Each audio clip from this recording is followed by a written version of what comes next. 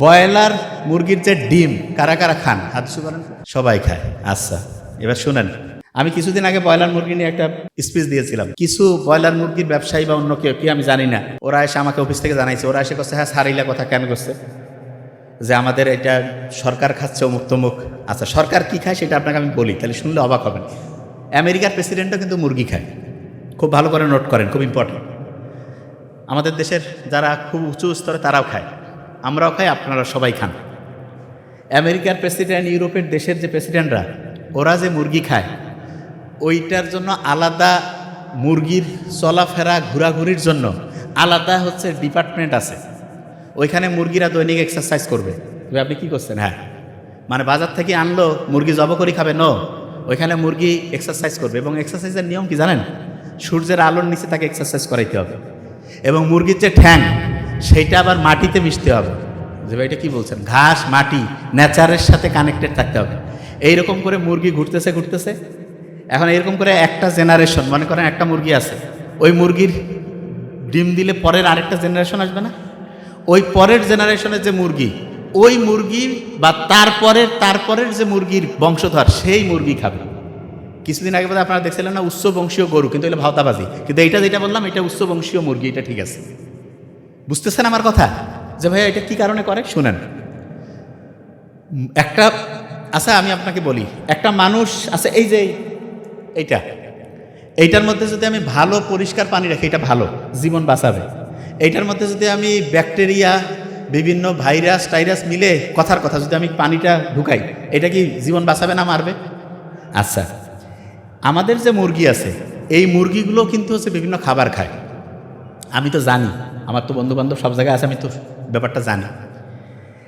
আমাদের যে বাংলাদেশে বেশিরভাগ, আমি বলবো না যে 100, এটা আপনি বাছাই করে নিন, বেশিরভাগ ক্ষেত্রে যে বিশেষ করে যে ব্রয়লার মুরগিগুলো আছে, এদের যে খাবারটা খাওয়ায়, এদের কিন্তু আলাদা করে ইঞ্জেকশন দেয় না। অনেকে মনে করে এদের মধ্যে অ্যান্টিবায়োটিক ইঞ্জেকশন দেয় না।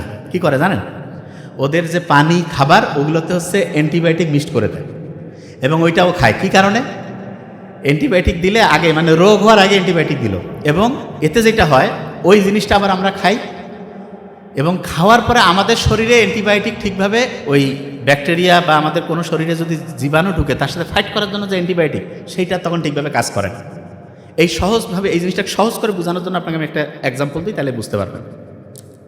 অ্যান্টিবায়োটিক রেজিস্ট্যান্সকে অনেকে বুঝে না যে ভাই এটা জিনিসটা কি।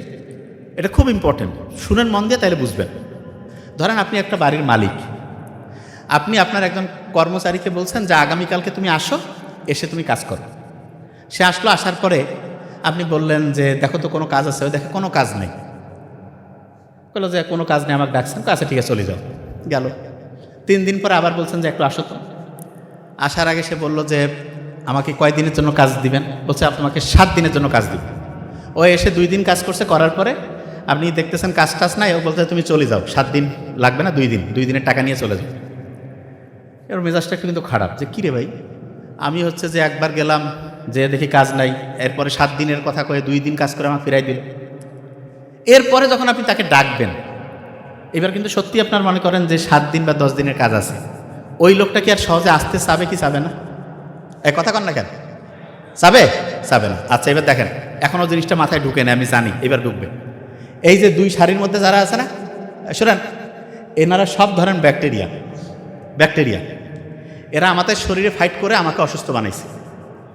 আমরা ডাক্তারের কাছে আসলাম, আমাদের শরীর ফাইট করে করে পারছে না, ডাক্তার বলতেছে বাহির থেকে সৈন্য পাঠাচ্ছি। সৈন্য কি? একটা অ্যান্টিবায়োটিক দিল, অ্যান্টিবায়োটিকটা খাইলাম। অ্যান্টিবায়োটিক হচ্ছে এক ধরনের বোমা। এইখানে মনে করেন যে 15 জন মরে গেল। আচ্ছা 15 জন যদি একসাথে মরে যায়, বাকি 4-5 জন কি আর চুপ করে থাকবে নাকি ওই সময় কোনো কিছু করবে? চুপ হয়ে যাবে যে ভাই কি হইল, বুঝতে চেষ্টা করবে না? আচ্ছা, তা আপনি ওই 5 জন কিন্তু আছে, কিন্তু 1 ডোজ খাইছেন বা 2 দিন খাইছেন, 4-5 জন বেঁচে আছে, সবগুলো মরছে। তখন আপনি চিন্তা করতেছেন ডাক্তার কইছে 7 দিন খাইতে দেওয়ার, কেন 7 দিন খাবো? আমি তো এখন সুস্থ হয়ে গেছি, না খাইলেও হবে। আচ্ছা, যে 4-5 জন আছে, আপনি চিন্তা করেন, এরা কিন্তু ভাই বাপ নিজের বংশের সব লোক। আপনার বংশের যদি সবাইকে মারি ফেলায়, 2-4 জন যদি বাঁচেন, আপনি চিন্তা করবেন না যে কে আমাকে মারলো? এই জিনিসটা গবেষণা করবেন। গবেষণা করে আপনি ওই যেই জিনিসটা দিয়ে মারছে সেই জিনিসটা ক্যালকুলেশন করবেন, করে আপনি কি করবেন? যে আমাকে এইটা দিয়ে মারছে, এই গোটাল জিনিসটার বিরুদ্ধে আপনি একটা গোটাল সিকিউরিটি সিস্টেম তৈরি করবেন। করার পরে আপনি কি করবেন, যে ভাই আমার বংশকে ধ্বংস করছে, যে ধ্বংস করছে তার বংশ ধ্বংস করা লাগবে। কিভাবে? আপনি তখন হচ্ছে আন্দোলনে বের হয়ে গেলেন। ওই এলাকার যত ব্যাকটেরিয়া আছে সবাইকে বলবেন যে ও কিন্তু এটা দিয়ে আমাদেরকে মারছে ভাই, এই জিনিসটা তোমরা নাও। এটা কি, যে তোমরা যখন ওকে অ্যাটাক করবা তখন ও যে ওষুধটা খাবে, মানে যে বোমাটা মারবে, সেই বোমাটা দিয়ে তোমাকে ধ্বংস করতে চাইলে এইটা সামনে আগায় রাখবা, তাহলে তুমি ধ্বংস হবান। তাই নাকি? কয় হ্যাঁ। ও তখন ওইটা নেওয়ার পরে ও কবে যে আমাদের তো বংশে আরও এরকম আছে, হ্যাঁ সবার এটা, মানে নিজের সিকিউরিটির জন্য সবাই এটাকে জানাই দাও। এরকম করে ওই এলাকার যত লক্ষ লক্ষ কোটি কোটি ব্যাকটেরিয়া আছে সবাই জানলো না। জানার পরে মনে করেন ওই ব্যাকটেরিয়া এই নিচে যারা আছে তাদের কাউকে ধরছে। এখন উনি আসি বললো যে ডাক্তারকে যে স্যার এরকম আমার অসুস্থ, সুস্থ হচ্ছি না। আমি চিন্তা করলাম এর আগে তো এরকম লোক সুস্থ হয়েছে, আমি ওই ওষুধটাই দিলাম। ওরা কিন্তু আগে থেকে রেডি হয়ে আছে, ওষুধ খাইলো এক ডোজ, কাজ হয় না। তারপরে যে সুস্থ হয়েছে তাকে বলছে কি দোস্ত তোমার না এক ডোজে কাজ হয়েছিল? কয় হ্যাঁ। তোর হচ্ছে না? কয় তাহলে ডাবল পরীক্ষা। 2 দিন 3 দিন 7 দিন খাওয়ার পরে কাজ হচ্ছে না। কেন? কারণ যেটা দিয়ে ওকে মারবেন সেইটা টেকনিকটা সে আগেই বের করে ফেলছে।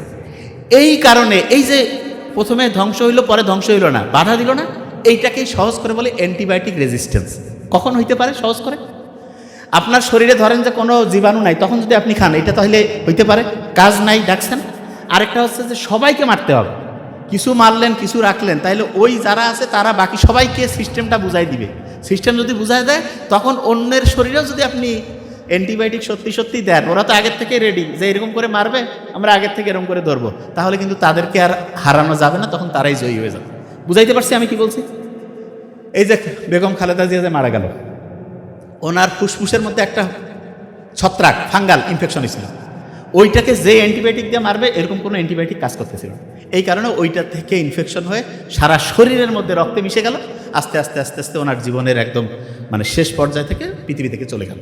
এটা বুঝাইতে পারছি? আচ্ছা, যে জায়গায় আমি ছিলাম, এই যে ব্রয়লার মুরগি এগুলো 28-30 দিনে বড় করে, বাসায় যদি আপনি নিজে পুষে খান কোনো সমস্যা নেই, কিন্তু বাজার থেকে যেগুলো খাওয়া এগুলো ক্যাডমিয়াম, লেড, সীসা, এগুলো এত ক্ষতিকর, শরীরের রক্তের মধ্যে বিষ মিশায় দেয়, বিষ মিশায় দেয়। আপনি চিন্তা করেন তো, আপনার রক্ত কি ঠিকভাবে কাজ করবে?